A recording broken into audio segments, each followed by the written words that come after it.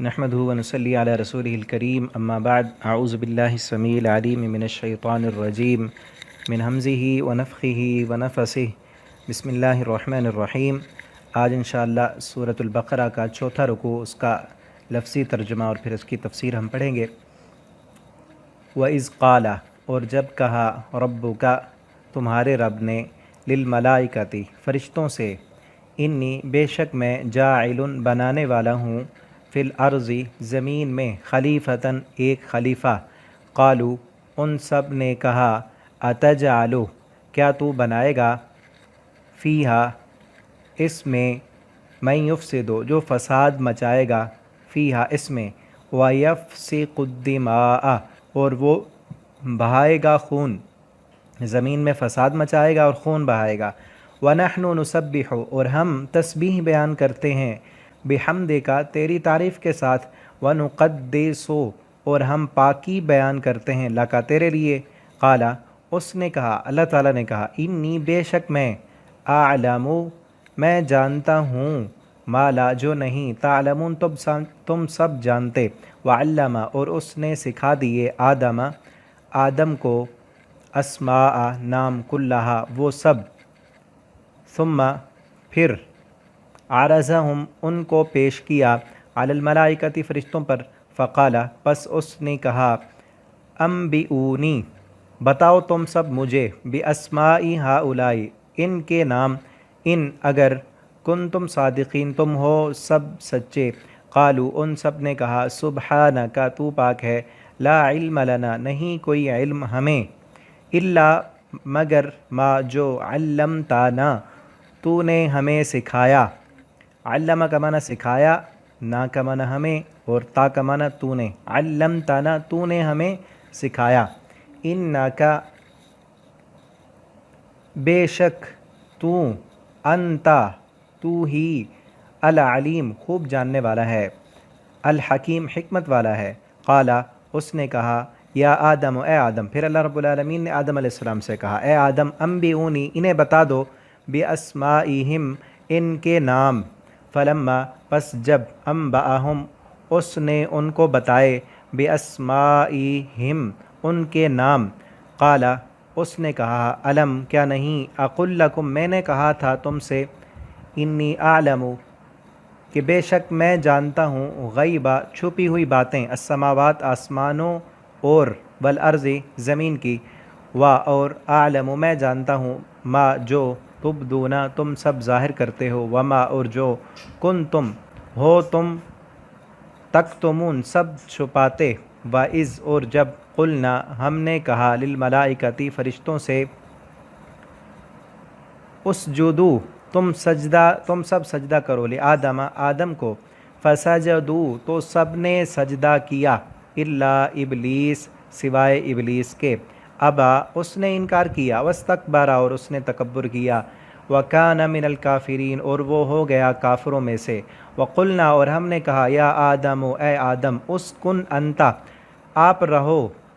وزوجک الجنہ، اور تمہاری بیوی جنت میں، آپ بھی اور آپ کی بیوی بھی جنت میں رہیں آپ، وکلا، اور تم دونوں کھاؤ، منہا، اس سے، رغدن، اطمینان سے، حیث شئتما، جہاں سے تم دونوں چاہو، ولا، اور نہ، تقربا، تم دونوں قریب جانا، ہذہ الشجرۃ، اس درخت کے، فتکونا، پس تم دونوں ہو جاؤ گے، من الظالمین، ظالموں سے۔ فَأَزَلَّهُمَا الشَّيْطَانُ، پس ورغلایا، پھسلایا ان دونوں کو شیطان نے، عنہا، اس سے، فَأَخْرَجَهُمَا، پس نکلوا دیا ان دونوں کو، مما، اس سے، جو، کانا فی، جس میں وہ دونوں تھے، دونوں جنت میں تھے، وہاں سے پھسلا کر، ورغلا کر، وہاں سے نکلوا دیا۔ وقلنا، اور ہم نے کہا، اہبطوا، تم سب اتر جاؤ، بعضکم لبعض، تمہارے بعض کے لیے، عدو، دشمن ہیں، ایک دوسرے کے لیے دشمن ہیں، وَلَكُمْ، اور تمہارے لیے، فی الارض، زمین میں، مستقر، ٹھکانہ ہے، ومتاع الی حین، اور فائدہ ہے ایک وقت تک اس زمین میں، دنیا میں فائدہ ہے، پھر یہ ختم ہو جائے گی۔ فتلقا، پھر سیکھ لیے، آدم علیہ السلام نے، من ربہ، اپنے رب سے، کلمات، چند کلمات، فتابا، پس وہ متوجہ ہوا، علیہ، اس پر، انہو، بے شک وہی، هو التواب وہی توبہ قبول کرنے والا ہے، الرحیم بڑا مہربان ہے۔ قلنا ہم نے کہا اہبتو تم سب اتر جاؤ، منہا اس سے، جمیعاً سب کے سب، فإما پھر جب، یأتینکم آئے گی تمہارے پاس، منی ہدن میری طرف سے ہدایت، فمن تو جس نے تابعہ پیروی کی، ہدایہ میری ہدایت کی، فلا پس نہ خوف کوئی خوف ہوگا، علیہم ان پر، ولا ہم اور نہ وہ، یحزنون وہ سب غمگین ہوں گے، والذین اور جنہوں نے یا جن لوگوں نے، کفروا سب نے کفر کیا، وکذبوا اور ان سب نے جھٹلایا، بآیاتنا ہماری آیتوں کو، اولئک وہی لوگ، اصحاب النار آگ والے ہیں، دوزخ والے ہیں، ہم وہ فیہا اس میں، خالدون ہمیشہ رہیں گے۔ تو یہ چوتھا رکوع، اس کا ترجمہ ہم نے پڑھ لیا، یہاں تک 4 رکوع ختم ہو رہے ہیں، آگے 5واں رکوع ہے۔ تو اب ہم اس کی تفسیر پڑھتے ہیں۔ یہ جو چوتھا رکوع ہے نا، اس میں بھی اللہ رب العالمین نے پچھلے رکوع میں جو ہم یعنی کل سبق پڑھا تھا، اس میں اللہ تعالیٰ نے ہمیں عبادت کی طرف دعوت دی تھی کہ ایک اللہ کی عبادت کرو، یا ایھا الناس اعبدوا ربکم، ایک اپنے رب کی عبادت کرو، اور اس پر پھر دلائل بھی دیے تھے کہ اس لیے اس رب کی عبادت کرو کیونکہ اس نے زمین بنائی، آسمان بنایا، تمہارا خالق ہے وہ، اور تمہارے لیے نباتات اگائے، یہ سارے دلائل دیے۔ اور اب اس تخلیق کی ابتدا بیان کی جا رہی ہے کہ زمین پر انسان کی تخلیق کیسے ہوئی، اس کی ابتدا کیسے ہوئی۔ آدم علیہ السلام کی تخلیق کا قصہ جو ہے وہ اس رکوع میں بیان ہوا ہے، اور پھر فرشتوں سے اللہ رب العالمین نے سجدہ کرایا، انسان کو اس زمین میں خلیفہ بنایا، اور پھر جو ہے شیطان نے سجدہ کرنے سے انکار کر دیا اور وہ دشمن بنا۔ یہ ساری باتیں اس رکوع میں ہیں، اور اگلے رکوع سے پھر کلام جو ہے، خطاب وہ یہود سے ہوگا، اور اکثر میں نے جیسے پہلے کہا تھا اس صورت میں اہل کتاب سے اور خصوصاً یہودیوں سے خطاب ہے، تو وہ اگلے رکوع سے شروع ہوگا۔ تو اس رکوع میں آدم علیہ السلام کی تخلیق ہے کہ جب اللہ رب العالمین نے فرشتوں سے کہا کہ میں زمین میں اب ایک خلیفہ بنانے والا ہوں۔ خلیفہ کا مطلب ہوتا ہے جیسے بادشاہ کا خلیفہ ہوتا ہے نا، وہ بادشاہ کے بعد آتا ہے، ایک کے بعد جب دوسرا ہے، لیکن جب وہ خلیفہ ہوتا ہے لیکن اس کے اختیارات نہیں ہوتے اس کے پاس، وہ اختیار بادشاہ کے دی ہوئے اختیارات وہ استعمال کرتا ہے۔ اسی طرح انسان جو ہے وہ زمین میں خلیفہ ہے، اللہ رب العالمین نے اختیارات دیے ہیں، وہی اختیارات انسان استعمال کرتا ہے۔ اور خلیفہ کا معنی ایک کے بعد دوسرا آنا، یعنی انسان ہمیشہ کوئی بھی یہاں نہیں رہے گا، ایک ختم ہو جائے گا اللہ رب العالمین، اس کے پاس دوسرے انسان بنا لیتے ہیں، وہ ختم ہو گیا تو دوسرا۔ جس طرح آدم علیہ السلام ان کے خلیفے، ان کے بیٹے تھے، ان کی اولاد تھی، اور اس خلیفے سے مراد اگر ان کی اولاد لی جائے، جس طرح امام ابن کثیر نے بھی یہی رائے پیش کی ہے کہ اس سے مراد اللہ کا خلیفہ نہیں ہے بلکہ انسان کا خلیفہ ہے، کیونکہ خلیفہ تو وہ بناتا ہے نا بادشاہ جو سارے کام خود نہیں کر سکتا، وہ نائب اپنے مقرر کر لیتا ہے کہ فلاں کام اس نے کرنے، فلاں اس نے کرنے، فلاں اس نے۔ اللہ رب العالمین نے تو کن کہہ کر کائنات بنا دی، اور ساری چیزیں اللہ رب العالمین نے بنائی ہیں، تو انسان کا خلیفہ ہے۔ آدم علیہ السلام کے بیٹے بھی تھے، اور اس کی دلیل امام ابن کثیر نے یہ دی ہے کہ فرشتوں نے کہا تھا نا وَيَسْفِقُ الدِّمَاءَ، تو خلیفہ بناتا ہے تو خلیفہ جو ہے وہ خون بہائے گا، خلیفہ خون بہائے گا، تو خون آدم علیہ السلام کے بیٹوں نے بہایا، وہ 6 پارے میں واقع آئے گا۔ تو اس سے مراد انسان کا ایک ختم ہو جاتا ہے تو پھر دوسرا آ جاتا ہے۔ تو اس سے یہ بھی معلوم ہوتا ہے کہ ہم ہمیشہ کے لیے نہیں ہیں، اللہ نے بنایا ہے اور ایک محدود اختیارات دیے ہیں، اور وہ اختیارات اس لیے دیے ہیں کہ اس زمین پر تم میرے احکامات کو نافذ کرو۔ یہ اختیارات اس لیے دیے ہیں کہ صرف پچھلے رکوع میں ہم نے پڑھا نا، ایک اللہ کی عبادت کرو، اور صرف خود نہیں کرنی، دوسروں کو بھی اس کی طرف بلاؤ۔ جس طرح ایک اسلامی مسلم خلیفہ ہوتا ہے، وہ اسلام کو نافذ کرتا ہے اور اللہ کے قوانین اس زمین پر نافذ کرتا ہے، جس طرح صحابہ کرام کے دور میں تھا۔ تو یہ ہر انسان اپنی جان کا تو خلیفہ ہے نا، کہ اپنے جسم پر وہ اللہ کے قانون نافذ کرے، اللہ کی عبادت کرے، اللہ کے احکامات پر عمل کرے۔ اور اس سے یہ بات بھی معلوم ہوتی ہے، فرشتوں نے کہا تھا کہ انسان جو ہے اتجعل فیہا، اے اللہ کیا تو بنا رہا ہے من یفسد فیہا، جو زمین میں فساد مچائیں گے۔ اب انسان کی ابھی تخلیق نہیں ہوئی، فرشتے پہلے سے کہہ رہے ہیں کہ ایسا تو کیوں بنا رہا ہے کہ جو زمین میں فساد کرے گا۔ ان کو کیسے معلوم تھا؟ تو اس کے بارے میں یہ ہے کہ انسان کی تخلیق سے پہلے جنات موجود تھے، اور جنات جو ہے وہ زمین میں فساد مچایا کرتے تھے، تو انہی کو دیکھ کر فرشتوں نے کہا کہ جس طرح پہلے جن جو ہیں جنات جو ہیں وہ فساد کر رہے ہیں، اسی طرح انسان بھی فسادی ہوگا، تو لہٰذا اللہ سے یہ کہا کہ تو نہ بنا۔ لیکن اللہ رب العالمین نے آگے آ رہا ہے، اللہ تعالیٰ ہی سارا علم رکھنے والے ہیں، غیب کی خبریں اللہ کے پاس ہیں۔ اللہ نے ایک ایسی مخلوق بنانی تھی کہ فرشتوں نے یہ کہا نحنو نسبح، ہم آپ کی تسبیح کرتے ہیں صبح شام، ہم آپ کی عبادت کے لیے، ونقدس لک، آپ کی پاکی بیان کرتے ہیں۔ لیکن اللہ تعالیٰ نے ایسی مخلوق بنائی کہ جو کھاتی بھی ہو، جس کے اپنی خواہشات بھی ہو، اپنی مرضی بھی ہو۔ فرشتے ہیں عبادت کر رہے ہیں، وہ تھکتے نہیں ہیں، وہ تسبیح کر رہے ہیں، ان کو دنیا کی کوئی ضرورت نہیں ہے، وہ کھانے پینے سے پاک ہیں، ان کو بھوک نہیں لگتی، وہ پیشاب پخانے سے پاک ہیں، ان کو بیوی کی ضرورت نہیں ہے، ان کے اندر یہ مرد اور عورت میں جو انٹریکشن رکھی ہے اللہ نے وہ نہیں ہے ان میں، تو ان کی عبادت جو ہے وہ تو اللہ نے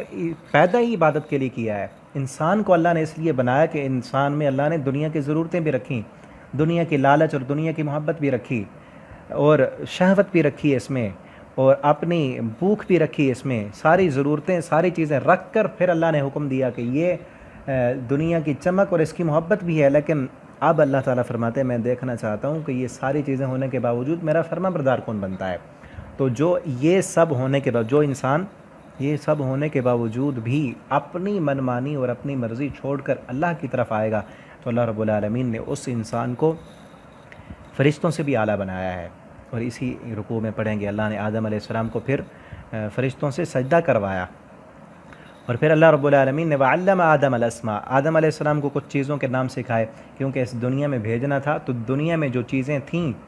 ان چیزوں کے نام بتلائے، کلھا سارے کے سارے، ثم عرضهم علی الملائکہ، پھر فرشتوں سے کہا کہ تم بتاؤ، فقال انبئونی باسماء ہؤلاء، تم ان چیزوں کے نام بتاؤ، ان کنتم صادقین، اگر تم سچے ہو۔ قالوا سبحانک، تو وہ سب کہنے لگے اللہ تو پاک ہے، لا علم لنا، ہمارے پاس علم نہیں ہے، انک الا ما علمتنا، جو تو نے ہمیں علم دیا ہے نا اتنا علم ہمارے پاس ہے، بس اس سے زیادہ نہیں ہے۔ فرشتے اللہ کے پاس رہتے تھے، اللہ رب العالمین کے قریب، لیکن قریب ہونے کے باوجود بھی انہیں غیب کا علم نہیں تھا، اتنا ہی علم تھا جتنا اللہ نے دے دیا، اور ہمارے پاس بھی اتنا ہی علم ہے جتنا اللہ نے دیا ہے، انبیاء کے پاس، اولیاء کے پاس اتنا ہی علم جتنا اللہ رب العالمین نے دے دیا۔ قالوا سبحانک، ہمیں بھی یہ کہنا چاہیے کہ اللہ تو پاک ہے، ہمارے پاس اتنا ہی علم ہے جتنا تو نے ہمیں دیا، انک انت العلیم الحکیم، تو خوب جاننے والا اور حکمت والا ہے۔ اور بعض جو ہے نا لوگوں کا یہ عقیدہ اور نظریہ غلط نظریہ ہے کہ وہ کہتے ہیں کہ فرشتے ایک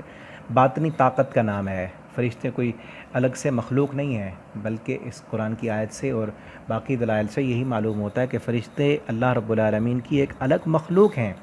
اور وہ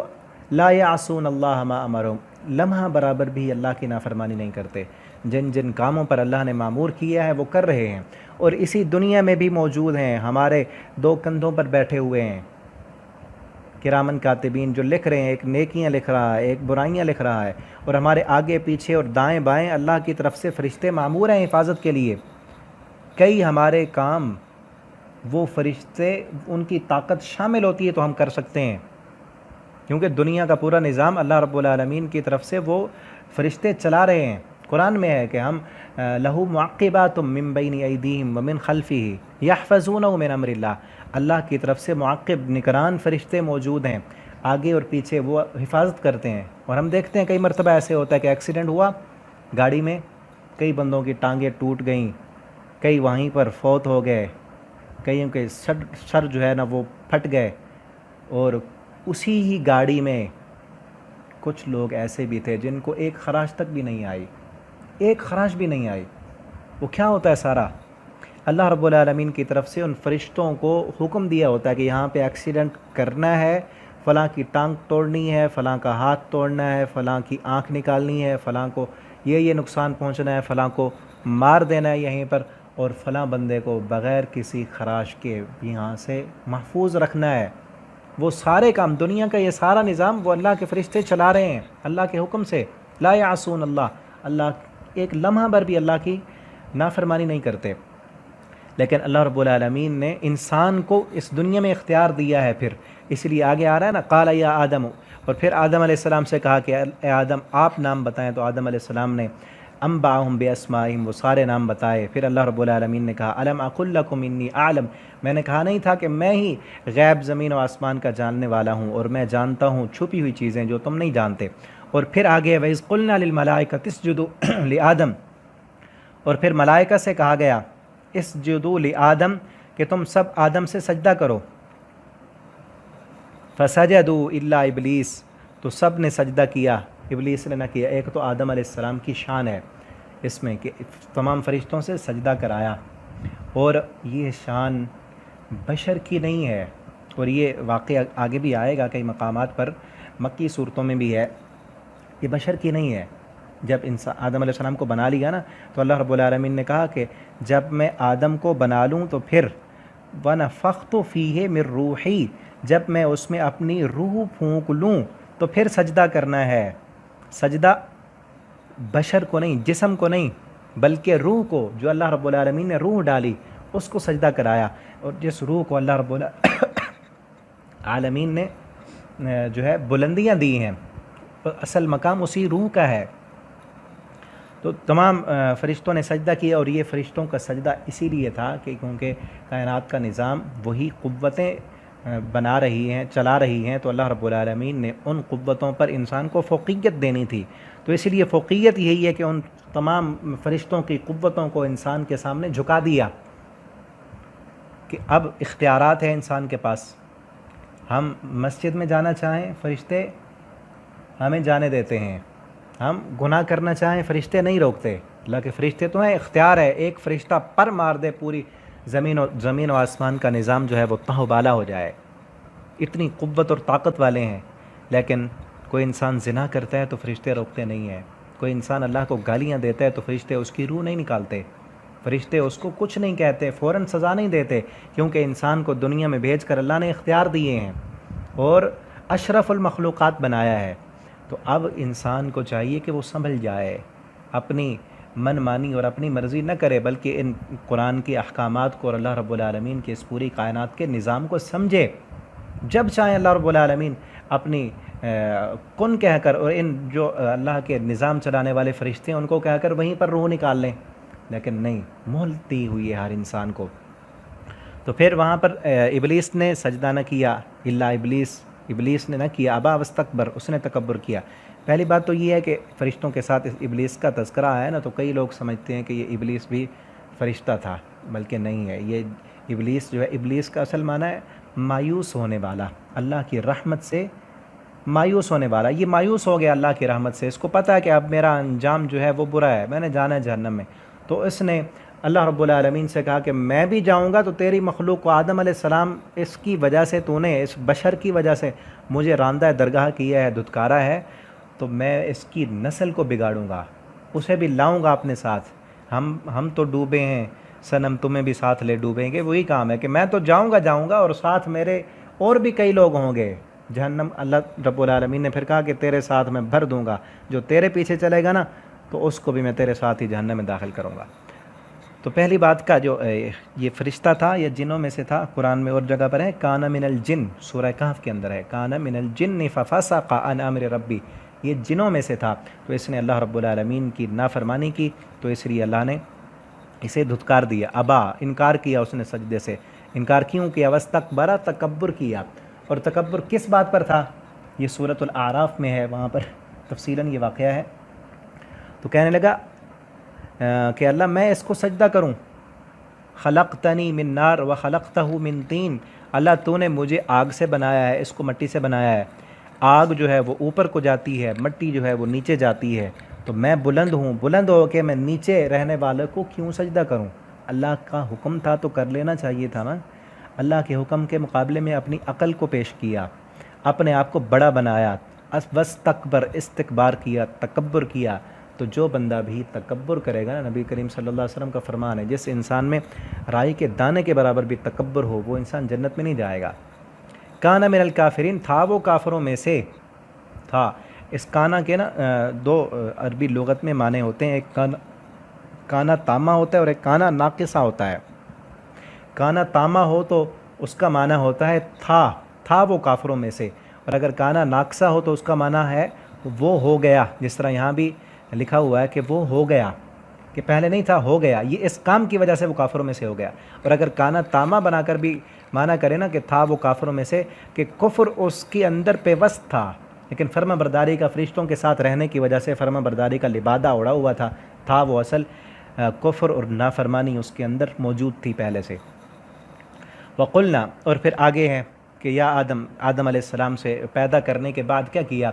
اللہ رب العالمین نے کہا کہ اسکن انت و زوجک، بیوی بھی بنائی کہ اب آپ سکون کریں، آرام سے رہیں جنت میں، اور کھائیں اس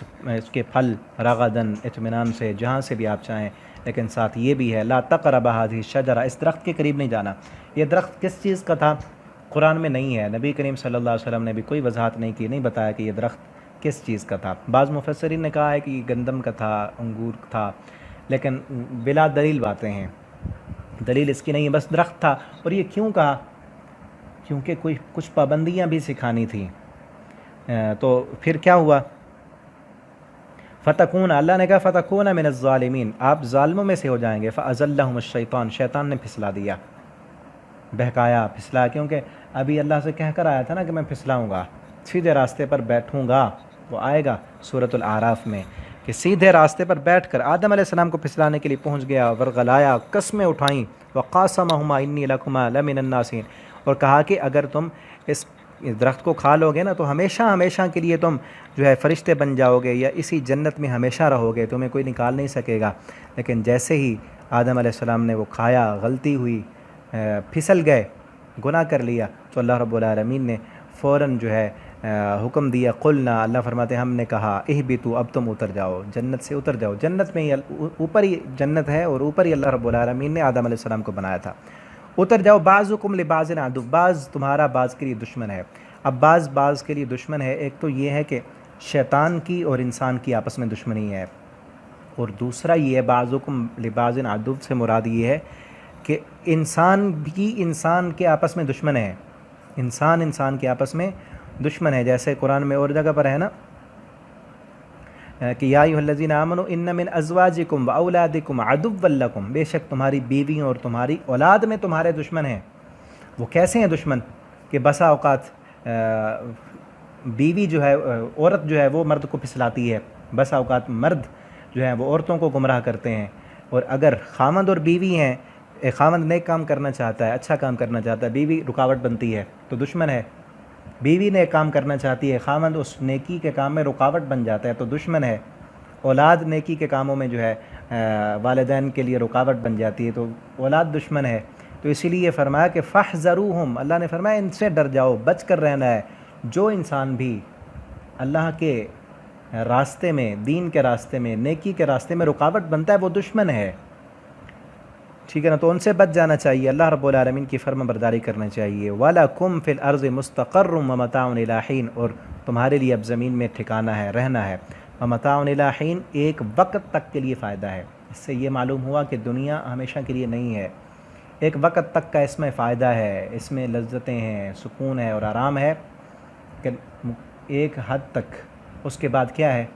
خلافت بدلے گی، ہم چلے جائیں گے اور آئیں گے۔ پہلے اور کچھ لوگ تھے، وہ رہے، انہوں نے اپنی زندگی گزاری، ہم آئے اور ہم بھی چلے جائیں گے، تو یہ سرکل چلتا رہے گا، اور پھر ایک وقت آئے گا کہ یہ دنیا ختم کر دی جائے گی، اور پھر اسی جنت میں جہاں سے آدم علیہ السلام کو نکالا گیا وہیں پر، اور پھر مفت میں نہیں، جو نیکیاں کرے گا آگے آ رہا ہے، نیکی کرے گا وہی جائے گا۔ فتلقى آدم علیہ السلام سے غلطی ہوئی، زمین پر آ گئے، اور یہ واقعہ آگے سورہ اعراف میں ہے۔ آدم علیہ السلام کو اب پتہ نہیں تھا کہ اب غلطی کی معافی کیسے مانگنی ہے، تو فتلقى آدم علیہ السلام نے اللہ سے کہا کہ اللہ تو خود ہی بتا کہ کیا الفاظ کہوں میں کہ تو راضی ہو جائے، تو خود ہی بتا دے کہ تو کیسے مانے گا، ہمیں تجھے منانے کا طریقہ نہیں آتا۔ تو یہ بھی ایک بڑا، ہم آدم علیہ السلام کے بیٹے ہیں تو آدم علیہ السلام جیسا بننا ہے۔ غلطی شیطان سے بھی ہوئی، شیطان نے غلطی کی لیکن وہ اپنی غلطی پر اڑ گیا، تکبر کیا۔ غلطی آدم علیہ السلام سے بھی ہوئی تو آدم علیہ السلام نے کیا کہا؟ اللہ مجھے اب تجھے منانے کا طریقہ نہیں آتا، میں بھول گیا ہوں، تو بتا کیسے مانے گا۔ تو فتلقى آدم علیہ السلام نے پھر سیکھ لیا اپنے رب سے کلمات۔ وہ چند کلمات کیا تھے؟ ربنا ظلمنا سورۃ الاعراف میں ہے، ظلمنا انفسنا وان لم تغفر لنا وترحمنا لنکونن من الخاسرین، اے اللہ میں نے اپنی جان پر ظلم کیا ہے، اب اس غلطی کو تو نے معاف نہ کیا تو میں تو ظالموں میں سے ہو جاؤں گا۔ تو اللہ رب العالمین نے پھر آدم علیہ السلام کی توبہ کو قبول کیا، اور پھر ساتھ یہ کہا کہ اب جو ہے پھر جنت نہیں، اب جنت میں نہیں، اب ادھر نہیں رہنا ہے، اب یہیں پر اولاد ہوگی اور یہیں پر نسل چلے گی، پھر ایک وقت تک کے لیے فائدہ ہے، اور کیا ہوگا؟ قُلْ نَهْبِطُوا، ہم نے کہا کہ اتر جاؤ اس سے، فَإِمَّا يَأْتِيَنَّكُم مِّنِّي هُدًى، اب تمہارے پاس میری طرف سے ہدایت آئے گی، رہنمائی آئے گی، احکامات آئیں گے کہ اس دنیا میں کیسے زندگی بسر کرنی ہے، کیا کیا کرنا ہے، کیا کھانا ہے، کیا نہیں کھانا، کون سے کام کرنے ہیں، کون سے نہیں کرنے، کیا بولنا ہے، کیا نہیں بولنا، کب عبادت کرنی ہے، کب سونا ہے، یہ سارے احکامات آئیں گے، حلال و حرام کے احکامات، کاروبار کے احکامات، یہ ساری شریعت آئے گی، تو پھر کیا ہوگا؟ فَمَن تَبِعَ ہُدَایَ، تو جس نے پیروی کی ہدایہ، میری ہدایت کی، میری رہنمائی کی جس نے پیروی کی، تو ہدایت آسمان سے اترنے والی کتاب قرآن، اس کی جس نے پیروی کی، انسانوں کی بات، انسانوں کی عقل وہ ہدایت نہیں ہو سکتی، اس لیے کہا میری ہدایت، آسمان سے آنے والی ہدایت، فلا خوف، پس کوئی خوف نہیں ہوگا علیہم ان پر، ولا هم یحزنون، اور وہ غم زدہ بھی نہیں ہوگے۔ خوف جو ہوتا ہے نا وہ ماضی کا ہوتا ہے، خوف نہیں، خوف مستقبل کا ہوتا ہے کہ پتہ نہیں آگے کیا ہوگا،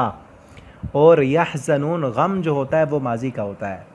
اب یہ لوگ جو ہدایت کی پیروی کریں گے انہیں مستقبل کا خوف نہیں ہوگا کہ قیامت کے دن آگے ہمارے ساتھ کیا ہونے والا ہے، کہیں عذاب تو نہیں ہوگا،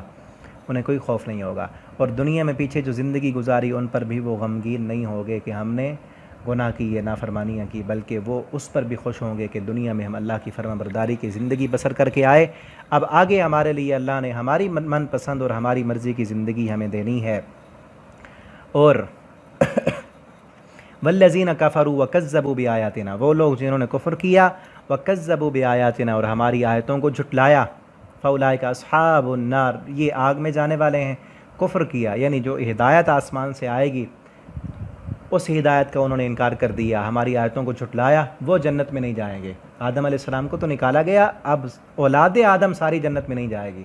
بلکہ کیا ہوگا؟ ایک حدیث میں آتا ہے اللہ تعالیٰ قیامت کے دن آدم علیہ السلام سے کہیں گے، یا آدم اخرج بعث النار، اللہ اے آدم جہنمیوں کو، اپنی اولاد میں سے جہنمیوں اور جنتیوں کو علیحدہ علیحدہ کرو۔ آدم علیہ السلام کہیں گے اللہ کتنے فیصد، کتنے لوگ جنت کے لیے اور کتنے جہنم کے لیے؟ اللہ تعالیٰ فرمائیں گے 1000 میں سے 999 بندہ جہنم کے لیے، ایک جنت کے لیے،